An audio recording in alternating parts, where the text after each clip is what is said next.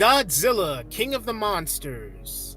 Godzilla, King of the Monsters is directed by Michael Dougherty. And Michael Dougherty directs this movie like a cartoon. But it's a beautiful, stylized cartoon. The visuals in here are fantastic. When we see the monsters fighting, it looks absolutely breathtaking. The visuals are magnificent, fantastic stuff in here.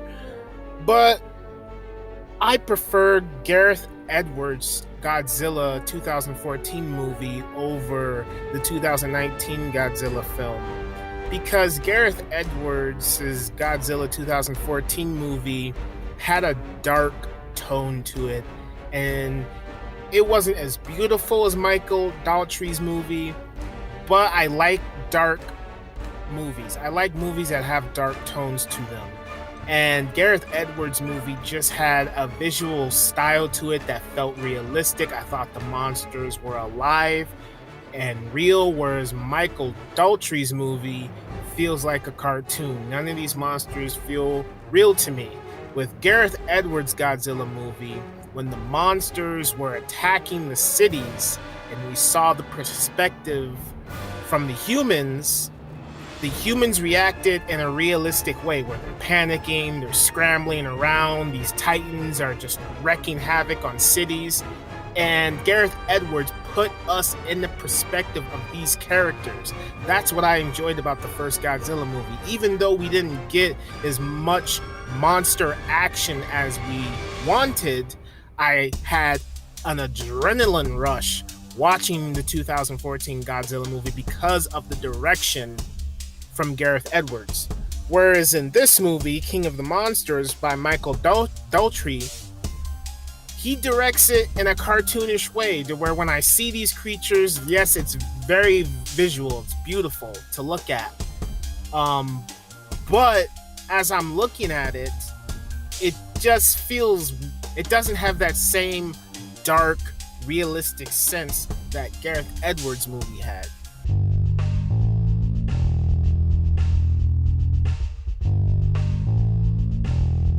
We have a wide cast of characters in this movie. We have Kyle Chandler, who plays Mark Russell, and Mark Russell is a guy who was a part of the aftermath of the Godzilla destruction in the 2014 movie. He wasn't in it, but they show at the beginning of this movie, King of the Monsters, that him and his family were in it, and he lost a loved one, and now he's grieving over that.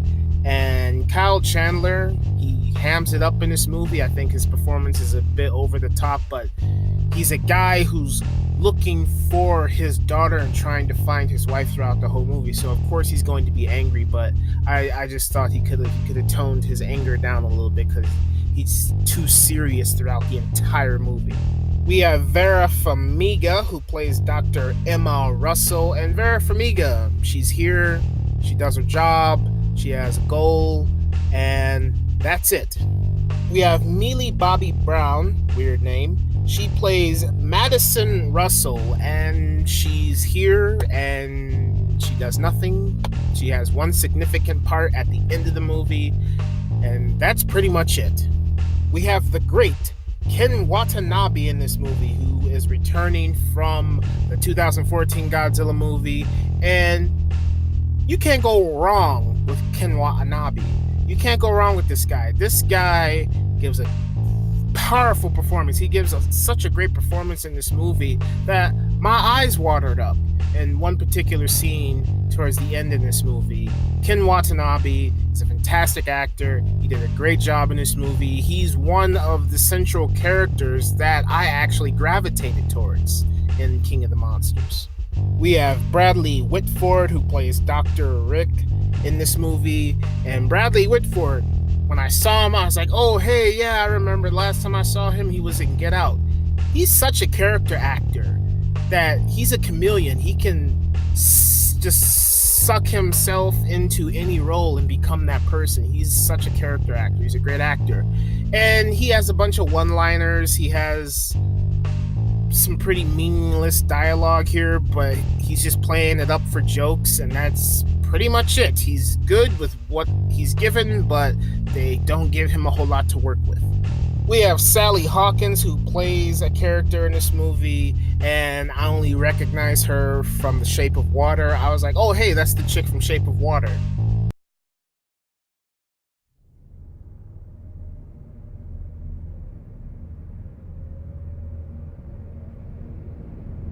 As far as the humans go in this movie, the humans had an interesting story. There's this whole villainous character that is out there that is generic and kind of cheesy because the actor who plays this villainous character, he doesn't play it over the top. He plays it pretty straightforward, but it's so generic. It comes out of nowhere, and it's odd that, oh, we have this generic villain who wants to set balance in the world and stuff, and I wasn't interested in that. That was so generic and corny and cheesy. I'm glad they didn't ham it up, but I could have done without the villain in this movie. I say that Mark Russell and Emma Russell and Madison Russell have an interesting story here because of what they're dealing with at the beginning, which is kind of brushed over. And then we're dealing with Mark Russell trying to find Emma Russell and get his daughter Madison back, which has some interesting moments, and I like some of the elements involved, but it goes on too long. It goes on forever to the point where I'm bored and I want to get back to the Titans fighting. And that's the problem with this movie. We don't see enough of the Titans fighting. We don't see enough of the monster battles in here, which is what we came for. And when we see it, it's spectacular. It's beautiful. The visuals, the cinematography, all of the aspects with the Titan battles are fantastic, but we don't get enough of it, just like the first Godzilla movie. And with this, like I said, it feels too cartoonish, but it's beautiful. It feels like a cartoon, but it feels great. But then when we see the fights, we're so into them, and then when we go back to the humans talking and dealing with whatever it is that they're dealing with, I get bored with it. I was so bored watching these humans go through the motions of, oh, we need to help Godzilla, we need to save Godzilla, oh, yeah, how's Godzilla feeling? And it made sense because, I mean, you can't have Godzilla talking because it would just seem weird. So how else are you going to communicate how Godzilla is feeling or what he's doing? So it makes sense, but it just goes on for so long in a 2-hour movie where it feels like there isn't enough monster fighting. It feels like there's only 30 minutes of monster battles in here in a 2-hour movie, which I'm probably wrong about that, but that's how it feels. And it disappointed me to the point where, yeah, I thought there were certain moments in the movie that were intense and adrenaline pumping and interesting, but as a whole, overall, I was pretty much bored with the whole thing.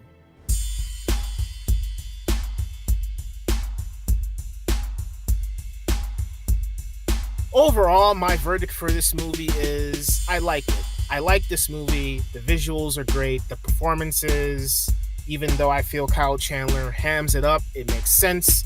So I understand it. I like the dynamic with the Russell family here. It does get a bit boring because I feel like the movie stretches it out too much.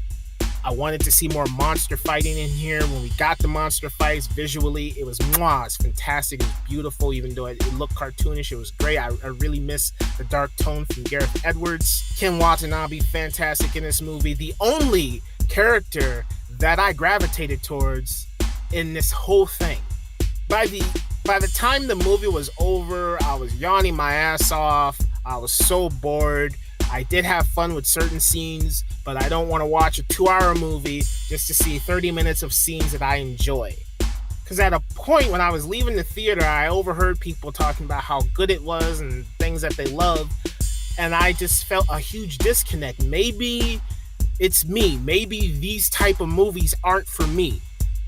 I love action movies. I love popcorn blockbusters that have explosions, but at the same time, I want to be given what I was promised, and what I was promised with this movie wasn't delivered, and that was just straight up monster mayhem that we only got what I felt was 30 minutes of in a 2-hour movie, and that disappointed me, and that's all I have to say.